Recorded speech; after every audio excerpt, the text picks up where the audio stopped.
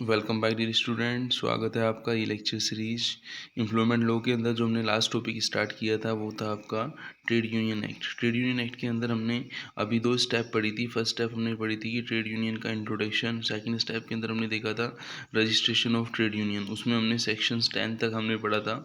और लास्ट जो सेक्शन 10 जो हमने पढ़ी थी उसमें हमने देखा था कि जो ट्रेड यूनियन का कैंसलेशन होता है वो क्यों हो सकता है। ट्रेड यूनियन का कैंसलेशन क्योंकि जो अब टॉपिक हम पढ़ने वाले हैं अपील फॉर री रजिस्ट्रेशन ऑफ ट्रेड यूनियन, ये अपील फॉर री रजिस्ट्रेशन कब होगी? जब उसका ट्रेड यूनियन का कैंसलेशन होगा। तो एक बार मैं आपको लास्ट वाला बता देता हूँ कि कैंसलेशन ऑफ ट्रेड यूनियन जो हमने पढ़ा था वो सेक्शन 10 के अंदर हमने पढ़ा था, जिसमें मैंने आपको बताया था कि जो पावर है कैंसलेशन ऑफ रजिस्ट्रेशन की किसको? रजिस्ट्रार को। कि रजिस्ट्रार ये देखता है कि कुछ प्रॉब्लम्स हैं एसोसिएटेड विद ट्रेड यूनियन। तो हो सकता है कि ट्रेड यूनियन क्या करे, एप्लीकेशन कर दे on the application of trade union to be verified in such a manner as may be prescribed. कि ट्रेड यूनियन ने एप्लीकेशन किया है कैंसलेशन के लिए। If registrar is satisfied with that the certificate has been obtain by fraud और mistake. कि registrar ने जो मान लिया है कि सर्टिफिकेट और जान भी लिया है कि जो सर्टिफिकेट लिया है रजिस्ट्रेशन का वो क्या लिया है, फ्रॉड या मिस्टेक करके लिया है, तो भी उसका कैंसलेशन हो सकता है registration. Trade union cease to exist करना चाहती है, ठीक है ना, विलफुली और after notice from registrar contravene any provision of this act allowed any rule to continue force with inconsistent in such a provision। कि यदि कुछ इस तरीके का कोई रूल्स था जिसको पूरा नहीं किया गया है, ठीक है ना, any rule of union is inconsistence, की वो जो रूल था उसको पूरा नहीं किया जबकि वो करना था। फिर है वोइलेशन ऑफ एनी प्रोविजंस, है कि कोई भी प्रोविज़न है उसका वोइलेशंस हुआ है। फिर है उसका ऑब्जेक्ट जो है आपका ट्रेड यूनियन का ऑब्जेक्ट है वो सही नहीं है। If register is satisfied that registered trade union of a workman cease to have the requisite number of, कि जो मिनिमम क्वालिफिकेशन नंबर का था वो नहीं है। तो जब कैंसलेशन और रजिस्ट्रेशन हमने पढ़ा था तो उससे आगे नेक्स्ट स्टेप जो आती है वो क्या आती है आपकी? Appeal for registration. Appeal for registration जो आती है सेक्शन 11 के अंदर आती है, ठीक है ना।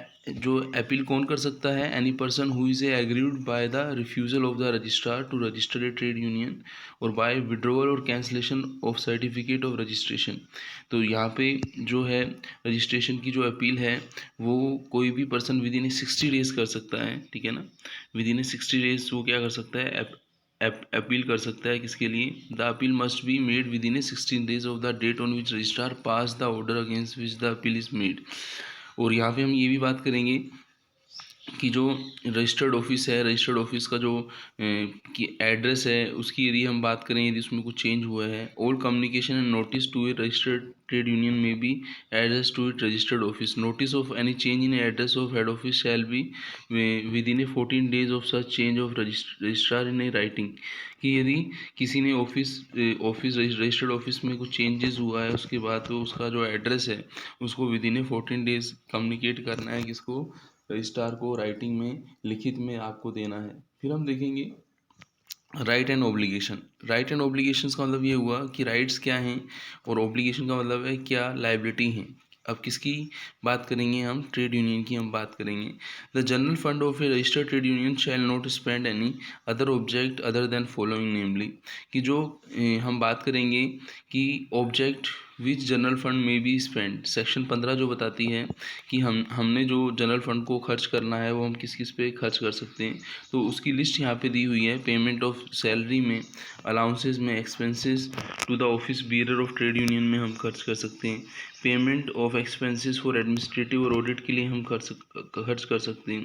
Prosecution defences of any legal proceeding for securing protecting its rights के लिए हम खर्च कर सकते हैं। The conduct of trade dispute on the behalf of trade union में और में एनी मेंबर देयर ऑफ, उसके लिए हम कर सकते हैं। Compensation of member for losing arising out of trade dispute के लिए हम उसको खर्च कर सकते हैं।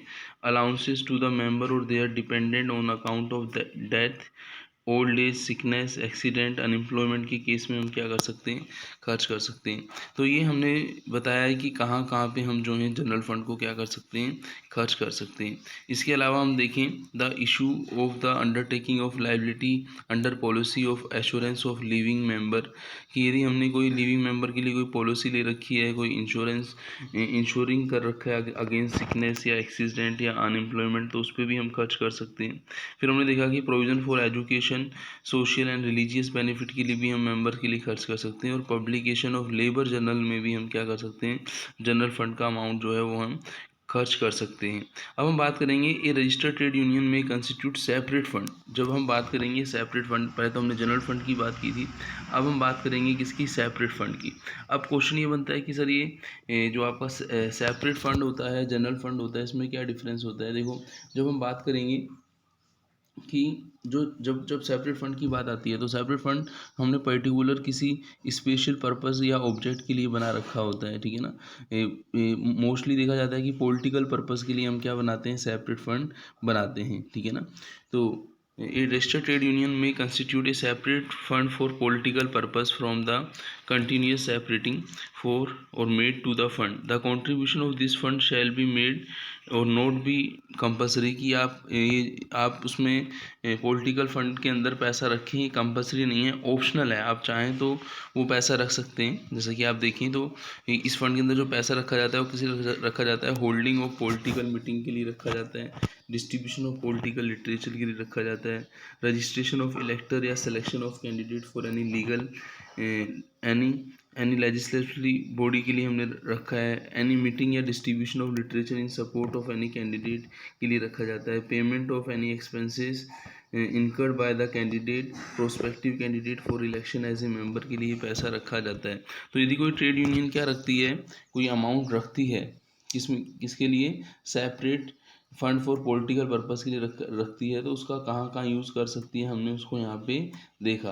अब हम ये देखेंगे कि जो ट्रेड यूनियन है, यदि वो अपने नाम के अंदर चेंज करना चाहती है, तो उसके लिए उसको क्या क्या प्रोसेस यूज़ में लेना पड़ेगा। तो नेक्स्ट जो है वो क्या है, change of name of registered trade union. तो पहले तो हमने देखा था चेंज इन एड्रेस को हमने देखा था, अब हम देख रहे हैं चेंज इन नेम को देख रहे हैं। तो चेंज इन नेम को, नेम के लिए पहले हमें देखना पड़ेगा, if trade union want to change its name, the notice of change must be made writing and sign by 7 member, कि जो आपने नाम चेंज का सोचा है उसके लिए पहले आपको 7 मेंबर, साथ के साथ जो सेक्रेटरी है ट्रेड यूनियन का, उससे परमिशन लेनी होगी, उसके साइन लेने होंगे। The name can be change consent of at least 2/3 of the total member of the union, कि यदि 2/3 पर्सन यदि अपनी कंसेंट देते हैं नाम चेंज के लिए, तो उसको आगे बढ़ाया जाएगा।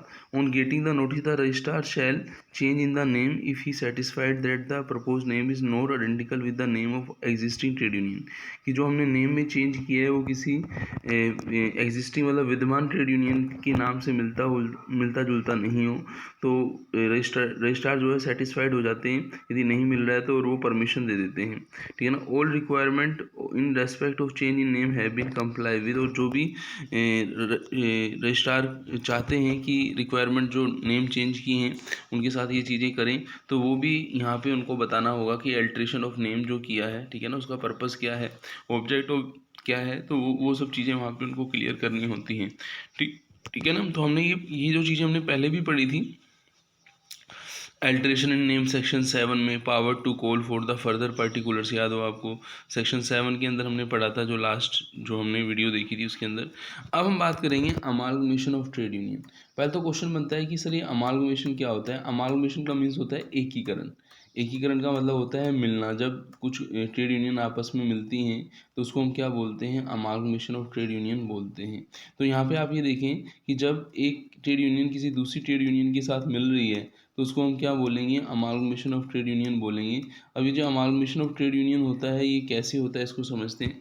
Any trade union may have amalgamate with the any other trade union provided at least 50% of each such union record their votes and at least 60% of the votes so recorded in the favor of amalgamation, कि minimum जो है voting जो 50% होनी चाहिए और 50% जो voting है, और फेवर में यदि हम देखें, provided that the 50% of member each union there votes कि दोनों में 50-50 ने जैसे वोट किया तो उसमें से 60% जो होने चाहिए वो अमालगमेशन के फेवर में होने चाहिए।